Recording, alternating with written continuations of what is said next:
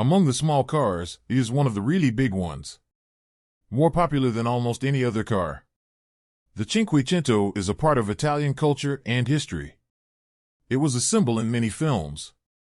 The Fiat 500 is simply Italy. Cinquecento fa Italia. Since its birth in 1957, it has been the pride of an entire nation. The Fiat 500, a myth on four wheels. The first model in the 1950s had a two-cylinder engine and just 13 horsepower and managed an impressive 85 kilometers per hour. The little car was supposed to be simple and inexpensive. The car was not even 3 meters long and cost the equivalent of €2,000, a car that really everyone could afford. Nobody could have imagined in their wildest dreams that the Fiat 500 would one day be built 4 million times. The Fiat 500 Club in Fellbach is also all about the tiny car. But first, it's time to cook. At the very beginning, it was actually only Italians. Chi vuol vincere deve saper lottare.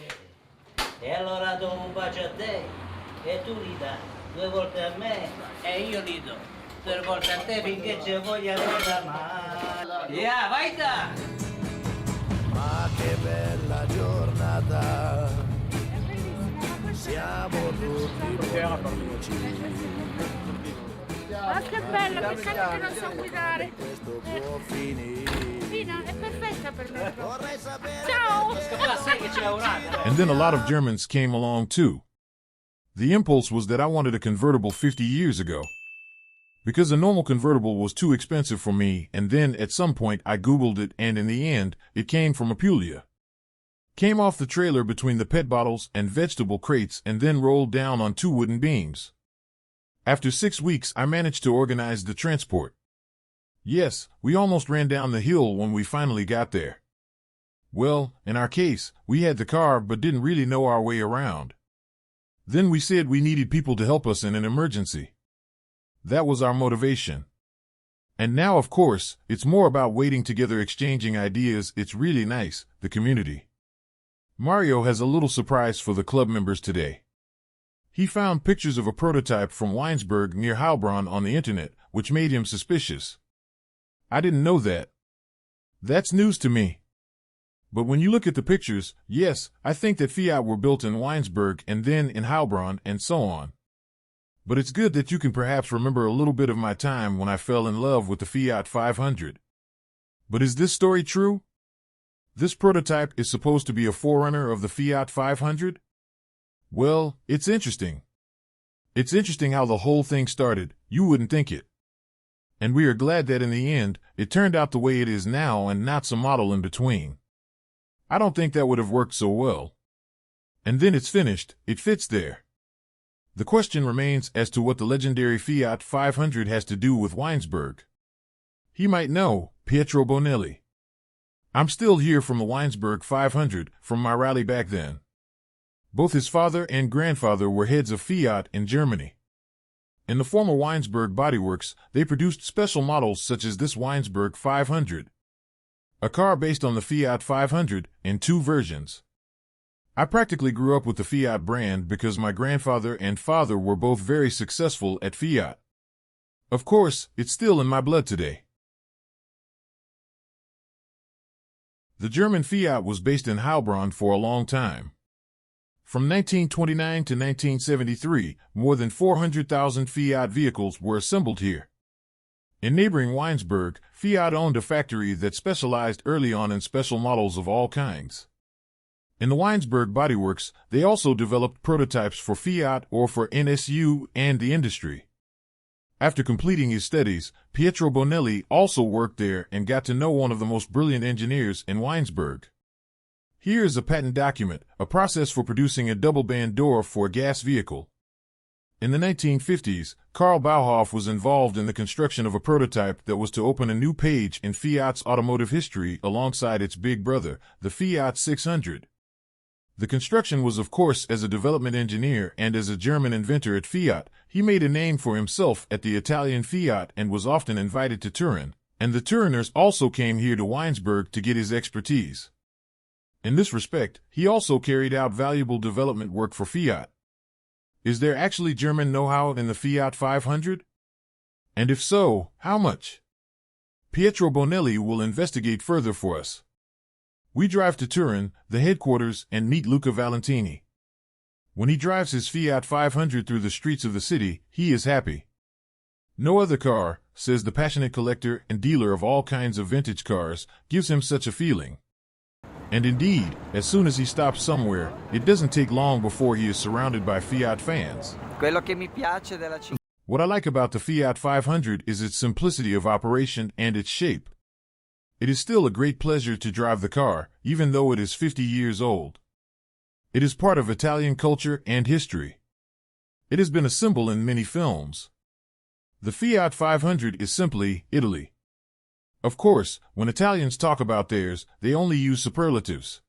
It's like a symbol for us, I guess. The first car that comes to mind when you think of Fiat is always the Fiat 500. Until the mid-1950s, Italy was the land of Vespa drivers. At the time, very few people could afford cars that were built here in the legendary Fiat Lingotto factory. In Turin, Fiat is therefore working on a small car that is economical and affordable for everyone. And so a small, spherical metal box will soon be doing its rounds on the company's own test track high up on the roof of the old Fiat factory. The Turin Centro Storico, Fiat's in-house archive, has documented the company history of the Fiat 500, the Cinquecento in full. In the 50s and 60s, the Little Big One, as they affectionately called it back then, was marketed with a gigantic advertising effort. Whenever Fiat brought out a new model, they organized a kind of caravan through Italy. But you also see ordinary people in the advertisements. Fiat wanted to show the many different ways in which the car could be used. Here is the 500 in front of the factory in Mirafiori, the building in which it was built. This is something completely new for Italy. It is the beginning of the leisure society. At the beginning of its career, the Fiat 500 was advertised specifically for women or as a second car in the city. And it was not called the Fiat 500, but rather just the Cinquecento, i.e. the new 500. There was already a vehicle in the 1930s that also had a 500 cubic centimeter engine, the so-called Topolino, the Little Mouse. The new Fiat 500 model was intended to attract new groups of buyers alongside its big brother, the successful Fiat 600. Of course, the Fiat 500 was not intended to compete with the 600. And that's why the very first series of the Fiat 500 was very, very frugal. The idea was to make it clear to everyone that the 600 was number one, and only then came the Fiat 500. And people weren't particularly impressed at first. Despite all the advertising efforts, the first model failed to impress the Italians. It was simply too poor for them. And so, after just a few months, Fiat brought a new model onto the market with heating and retractable side windows. A luxury version was soon created alongside the standard model, but it was this L model from the late 1960s that really lived up to its name and set new sales records for Fiat. The strategic mastermind behind all of the Fiat 500 variations is a man who is still highly revered in Turin today. His office has been preserved in its original condition. Dante Giacosa. He shaped Fiat's model policy for decades. At heart, he was an engineer. An engineer with an incredible sense of beauty. But at the heart of his thinking was always the question, how do I solve a technical problem? And we must not forget that it was never just about technical problems, but also about questions of production. They keep Dante Giacosa's legacy here. Are there any references to the collaboration with the German Fiat branch in Weinsberg? We'll see. In the meantime, the two brothers Mario and Antonio from Fellbach near Stuttgart are busy with their big Fiat 500 annual meeting. Now we're taking it with us to the meeting. I say I'll go with that one because it drives well. I know it's not running at all now. Yes, I would probably go with the Vignale if the weather is good. Every 2 years, their club organizes a big Fiat 500 meeting. They have already had around 100 Cinquecentos. It always runs normally. Mine is the love, and it never leaves me. The two brothers collect not only the classic Fiat 500 models, but also the odd exotic car. Like this roadster from 1967 by star designer Alfredo Vignali. That was Alfredo Vignali, a coach builder from Turin. And he mainly made Maserati. And among other things, he took a Fiat 500 and completely rebuilt the bodywork. Everything else mechanically stayed the same, engines as far as that goes, everything is Fiat 500. The only thing that has changed is the bodywork. It has taken a bit of the shape of the Capador from 1936. You can also see that the grille that appears to be at the front is just a dummy. The engine is still at the back, like on the 500. And he apparently built between 250 and 500 units. Among other things, the car was sold by Motorversand in the 1970s from a catalog. You could order it from Motorversand, but I think it was 3,900 German marks at the time. Now I have to say, no, that's a bit of a stretch. The Vignale is Mario's absolute favorite, closely followed by another special model, a kind of porch swing on 4 wheels. This Fiat is more for leisure fun than for transportation. Mario only owns one replica, though. They're quite old and not much in circulation anymore. I'd say an original costs 60 to 70,000 euros, and whether anyone would pay that is a question of whether they'd be able to stop supply. A replica like this one costs maybe 20 or 25. That's only acceptable, you could still spend that, but 500, 60, or 70,000 euros, that's a lot. That much money, I have to think about it. You really have to be crazy. Now, let's see if we can find anything behind it. There should normally be 2 shock absorbers. Mario is currently rebuilding a Fiat 500 from scratch in his workshop. He is still looking for the right spare parts. Their warehouse is a real treasure and not just for the 2 brothers. Thousands of parts, and what we need isn't in there, but there must be 2 fault stamps somewhere. So, yes, we clean up the old parts a bit, where there's still something good, we put it back in. It's been working again for a while. Even friends who aren't members of the club need something.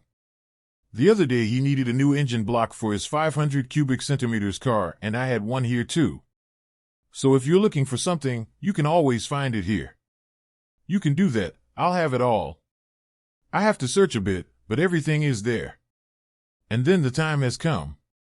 The big 2-day annual meeting with the highlight today, the drive. The 2 largest groups come from Bavaria and Switzerland. Dressed in style in a matching Fiat or in a retro look. You do have to compress the underpressure a little, but it's all possible, no problem. There's enough space. We have the trailer, so we can load more material into it. So far, I've only been to events like this in Italy, and it's always a lot of fun. You meet like-minded people, everyone probably says that, but they all have the same problem somewhere. And that's what we have today too. A small stand for spare parts. Because something always goes wrong with the Fiat 500. And so things are traded here, and there's also a little counterfeiting. The dealers aren't doing big business these days. But that's not the point. Okay. You have to get everything ready beforehand, and then at home you have to put everything away again and so on, but then you get to know all the people and that's important too. Then everyone is gathered around midday. We see that God is on our side with the nice weather. I hope that we can make the trip without any problems, but I'm actually confident that it will work. Now we're about to get going. We quickly pack a snack for the several-hour trip, and then we're off. Dozens of Cinquecentos. Out of Fellbach, into the Narrated. It's a good thing that practically all Fiat 500 models were fitted with a sunroof as standard. Back to Turin. In the so-called Heritage Hub, Fiat manages its automotive heritage and presents a selection of vehicles from the last 120 years. We meet Roberto Giolito, Fiat's former head of design. He tells us that the predecessor model of the Fiat 500, the Fiat 600, has German roots. This prototype here with a 2-cylinder boxer engine comes from Heilbronn. I remember the technology center in Heilbronn from one of my early projects. That was one of the test laboratories for prototypes. And this model also comes from there. And when the small 600 was produced in 1957 with the birth of the new 500, it was not a great success at first. The car was too simple and very poor. To boost sales of the new small car, Fiat contacted Carlo Abarth. Abarth was a racing driver and entrepreneur who specialized in building small-volume sports cars. An absolute stroke of luck, as it soon became clear. He knows the Rebirth story better than anyone else. Leo Muller from Schönbrunn in Bavaria. Rebirth turned the little hopper into a real racing machine, which helped the 500 cubic centimeters car to become incredibly popular. But he took the car in hand for another 4 years and reworked it. The simplest thing was to give it a little more displacement. Then the cylinder head was reworked, larger valves, larger carburetors, larger intake manifolds, and so on. Those were the main things. The ore was also lowered, different fields, wider tires, and so on. A lot had already been done, right? Different shock absorbers and so on, which was also important. They installed very nice instruments, a nice tachometer, a nice roof meter, temperature, oil temperature, and so on. That was then for the normal. If you look inside, nice dashboard, that was very important, very decisive. Rebirth initially got up to 23 horsepower out of the 13 horsepower engine of the first Fiat 500. Celebrated sensational racing successes. I personally only saw Karl Rebirth in Weiden. Back then, you didn't dare to talk to people like that. I didn't dare to do that at all, but we were happy if we even saw him up close. And Karl had taken such a very special and very modern path. And for us as young people, that was incredibly exciting, the way we processed the time.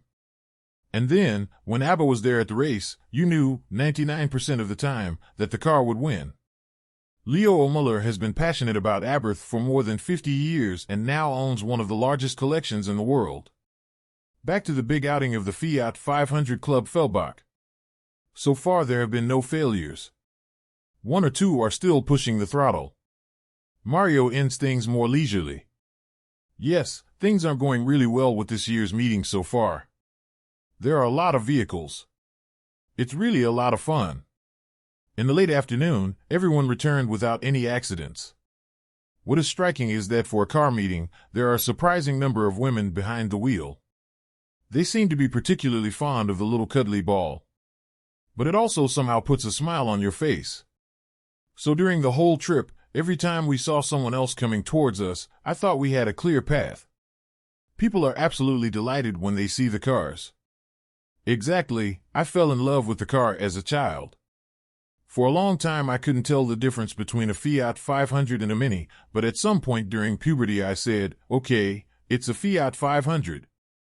Small car, yes, Fiat 500. And then I started collecting 500 models as model cars, and at some point I thought, why not buy one? Then I bought one. Mario and Antonio are happy. Everything is going great. What more could you want? If everything is right in the end and everything fits or something like that, then you do the same for the people when they are happy. Satisfied with everything, that is really better with us, that the people are all satisfied, that is a passion that Mario is constantly putting to the test. A few days after the big meeting, he is back in his workshop, back to everyday life. He is completely rebuilding this Fiat 500 for its owner from Lorek. But things aren't really going smoothly. I'd say it'll take 300 or 400 hours before you're finished.